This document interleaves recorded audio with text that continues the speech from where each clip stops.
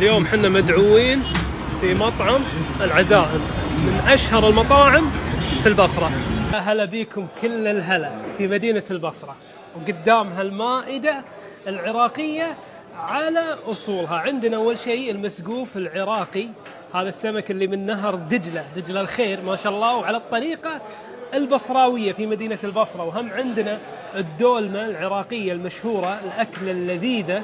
وهم بعد عندنا التمن بثلاث أنواع، وهم بعد الخبز البصراوي، وهذا المسقوف العراقي. شوف الطراوة، قرب شوف ما شاء الله تبارك الله ما شاء الله وبسم الله. لهم ما شاء الله 4 أنواع: التمن المندي، والتمن البرياني، والتمن الأصفر والأبيض.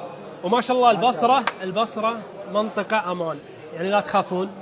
الإخوان هني ما شاء الله كرام.